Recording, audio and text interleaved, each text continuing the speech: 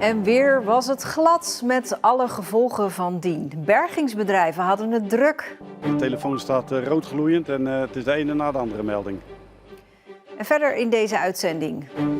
Zelensky krijgt Four Freedoms Award. En gemeente staat tegenover hoogste ambtenaar.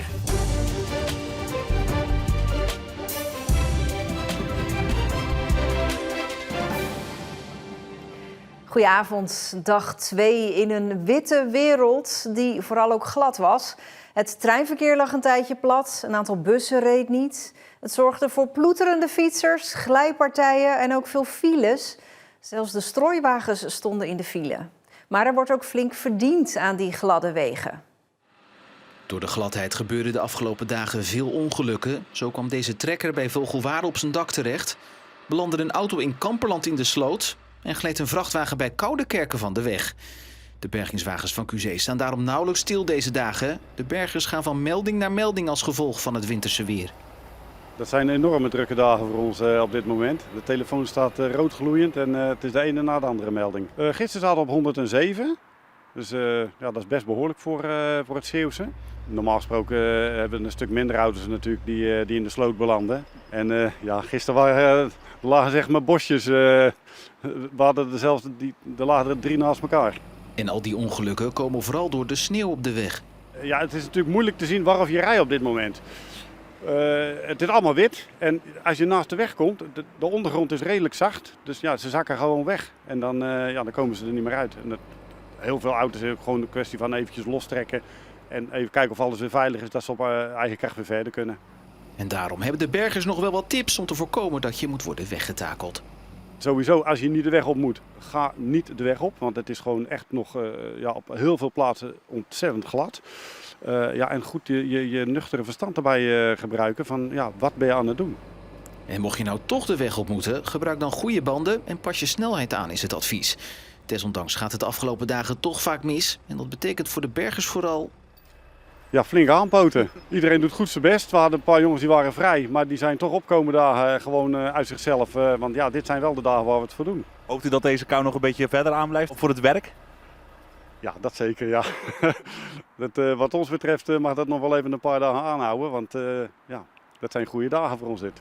En ook de andere Zeeuwse bergingsbedrijven laten weten de afgelopen dagen veel meer meldingen te hebben gekregen dan gemiddeld. Ja, en ook morgen blijft het winterse weer aanhouden. Veel scholen, basis en middelbaar, hebben daarom besloten dicht te blijven. En morgenochtend rijden er ook weer geen bussen in Zeeland. President Zelensky en het Oekraïense volk krijgen dit jaar de Four Freedoms Award. Als uiting van diepe bewondering voor hun doorzettingsvermogen en veerkracht. Aldus de Roosevelt Foundation die de prijs elk jaar toekent. Ze bieden nu al bijna 4 jaar weerstand tegen de Russen, die verschrikkelijke oorlog die 4 jaar geleden is gestart. En hun moed en hun standvastigheid en hun vastberadenheid om die vrijheid niet prijs te geven, maar voor die vrijheid te strijden. Ja, dat is voor ons de reden geweest om die award toe te kennen. De uitreiking is in Middelburg op 16 april. Onduidelijk is nog of Zelensky de prijs ook daadwerkelijk zelf in ontvangst zal nemen. Deze hele week reikt het provinciebestuur Zeeuwse complimenten uit aan mensen die een waardevolle bijdrage leveren aan Zeeland. Het tweede compliment ging vanmorgen naar zorgboerderij Pittenperk in Koudekerke.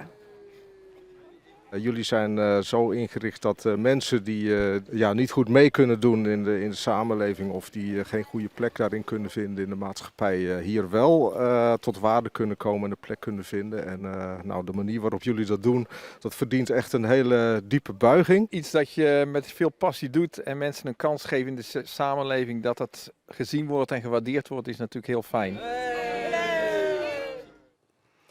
Gemeentesecretaris Aart van den Brink kan niet terugkeren bij de gemeente Middelburg. Dat is het voorlopige oordeel van de kantonrechter vanmiddag. De gemeente schorste deze hoogste ambtenaar na onoverkomelijke verschillen van inzicht en wil hem ontslaan.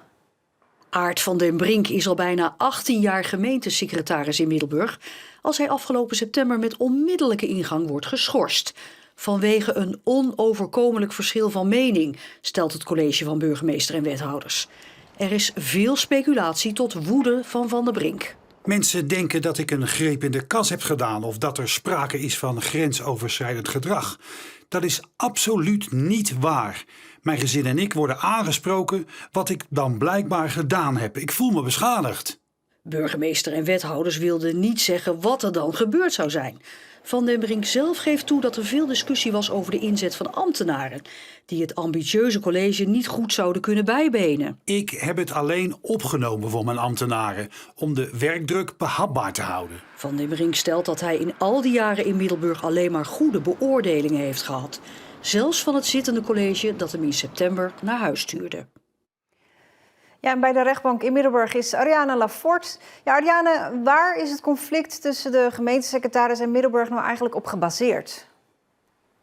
Ja, tijdens de zitting kwam toch wel het beeld naar voren van veel wrijvingen achter de schermen van het stadskantoor. De gemeentesecretaris werd door de ambitieuze, maar onervaren ploegwethouders een beetje gezien als een tegenpol. Zij wilde vooruit, ze wilde verandering bij de ambtenaren. Maar de gemeentesecretaris die dan, zoals hij zelf ook al toegaf, herhaaldelijk op de rem trapte. Niet wilde, zei hij, dat zijn ambtenaren overwerkt raakten. Er was bijvoorbeeld ook geen inwerkprogramma voor de nieuwe onervaren wethouders beschikbaar. Maar het probleem is dat er van al die wrijvingen niks op papier is gezet. Sterker nog, een maand voor zijn schorsing sprak het college van burgemeester en wethouders nog het vertrouwen uit in deze gemeentesecretaris. Maar daarna is het toch geëscaleerd. Ja, en dit gaat de gemeente ook wel fors geld kosten, denk ik. Ja, de gemeentesecretaris zelf betoogde tijdens de zitting dat hij nog steeds heel graag terug wilde in zijn oude baan. Maar aangezien de Middelburgse burgemeester Yvonne van Maastricht heel duidelijk aangaf aan het begin van de zitting: wij willen dat absoluut niet, er is geen mogelijkheid, het vertrouwen is 0,0. Was het ook voor de kantonrechter wel duidelijk dat dat geen mogelijkheid meer was. De kantonrechter was toch wel kritisch ten opzichte van de gemeente Middelburg. Die zei: waarom inderdaad van al die strubbelingen, als hij niet zou functioneren, niks vastgezet op papier, niks vastgelegd. En waarom ook niet ingegaan op de verzoeken van de gemeentesecretaris om toch via mediation tot een oplossing te komen. Dat is toch wel verwijtbaar gedrag. Nou ja, je zei het al, flink geld kosten. De gemeentesecretaris en zijn advocaat hebben het over een schadevergoeding van zo'n 3 ton. Dankjewel, Ariane. Barbara Ome wordt de nieuwe directeur van het Watersnoodmuseum in Ouwerkerk. Ze volgt Siemco Lauwersen op, die 13 jaar lang directeur was.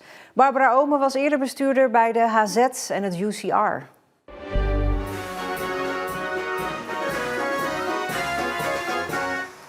Je ziet hem niet snel over het hoofd. Dit orgel in Café Barends in Goes. Het is van Dave von Raven, de zanger van de Kik. Die woont sinds kort in Goes, maar kon het enorme instrument niet kwijt in zijn nieuwe huis. En deze plek is eigenlijk perfect, vindt hij. Kijk, hier kan iedereen het komen bewonderen. En dat is eigenlijk waar die orgels voor zijn. Ja, gewoon voor de mensen om zich te verwonderen van zo'n raar en gek apparaat. Café-eigenaar Annelies Barends weet inmiddels hoe hij werkt en wil hem nooit meer kwijt. Lampjes aan, hoeft niet constant te draaien. Maar de verlichting vind ik al een leuke blikvanger. Ja. Het is eigenlijk gewoon een prachtig meubelstuk ook, met muziek. Ja, het is echt zo. Ja. Hij is tech-ondernemer, nog maar 26 jaar oud, internationaal doorgebroken, geboren en getogen in Terneuzen. Omar El Nahas. Zijn AI-bedrijf helpt om betere diagnoses en behandelplannen te maken voor mensen met kanker. Dit jaar is er 12,5 miljoen euro in geïnvesteerd. Hij was voor de feestdagen even terug in Terneuzen en Marieke Kerklaan zocht hem op. Hoe is het met je? Ja, goed. Ik heb weer een wereldreis teruggemaakt van Berlijn naar Terneuzen. Wat dan zeker met de trein toch wel 10, 11 uur duurt. Maar het is heel erg fijn om weer terug te zijn en vrienden te zien, familie te zien. En ook gewoon weer een beetje thuis lekker eten. Dus dat is altijd heel erg fijn. Hoe is dit afgelopen jaar voor jou gegaan? Het bedrijf dat ik een paar jaar geleden gestart ben, dat is heel erg veel gegroeid. Van begin dit jaar waren we met vier personen. En nu zitten we rond de 30, 40 mensen. We helpen dus oncologen met die behandeling besluiten te maken. Ja. En dat doen wij door middel van kunstmatige intelligentie. Die wij getraind hebben op data van tienduizenden patiënten van over de hele wereld. Ja. Die patronen leert waarin wij kunnen zien, gaat deze patiënt positief reageren op die behandelingen, ja of nee? En met die informatie van tevoren kunnen wij dus die oncologen helpen met die besluiten. Dus wat we hier zien is in principe ons platform. En elke soort kanker heeft dus bepaalde tests die wij kunnen draaien. Alleen maar met als input zo'n afbeelding. Wij kijken naar patronen van 10.000 patiënten van over de hele wereld van de afgelopen jaren. En dat stoppen wij in één model. En dat model heeft dat dus allemaal gezien. Terwijl zo'n oncoloog en de collega's van de oncoloog, die hebben nog nooit dat op zo'n schaal kunnen zien en de patronen kunnen maken. Dus wij vervangen niet de oncoloog, maar wij helpen ze wel met informatie die ze inderdaad anders niet zouden hebben. En met ons eerste product kunnen wij dus 10 jaar van tevoren voorspellen of borstkanker terugkomt. En dat helpt dus met het huidige besluit in principe. Moeten we iets agressiever zijn met chemotherapie of juist minder agressief of het juist helemaal niet geven? En dat is op dit moment een stuk informatie dat kost 4.000 tot 5.000 euro om dat te verkrijgen. En dat duurt 3 tot 4 weken. Maar wij kunnen dat ook doen. Maar dan in een paar minuten en voor een fractie van de kosten, omdat het compleet digitaal is. Ik kan me voorstellen dat je daar trots op bent, als je dat zo ziet. Ja, zeker weten. Zeker weten. Maar dit is nog maar het begin. Want we hebben natuurlijk wel het model.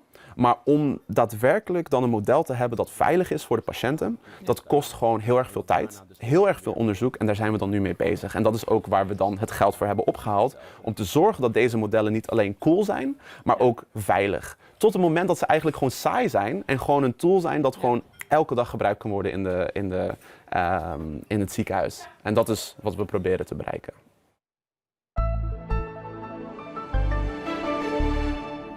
Ja, dan gaan we het nog maar eens over het weer hebben. Gladde wegen dus vanmorgen door hagel- en sneeuwbuien. Maar met het zonnetje erbij was het wel fraaie winterweer. Het was 0 tot 3 graden. Vanavond al is het lokaal weer glad. In de loop van de nacht en morgenochtend gaat er opnieuw sneeuw vallen. Later op de dag gaat die sneeuw over in regen. Met mogelijk tijdelijk wat ijzel, dus wees gewaarschuwd. En online vind je nog het bijzondere verhaal van Patrick Sloot uit Heinkensand. Hij had eigenlijk aan boord van een schip moeten zitten dat nu in Venezuela aan de ketting ligt en waarvan de bemanning in de cel zit. Maar Patrick zit gewoon in Heinkensand. Zijn verhaal lees je in de app en op de site en daar uiteraard ook al het laatste Zeeuwse nieuws. Daarmee zijn we aan het einde van deze Zeeland Nu. Een hele fijne avond.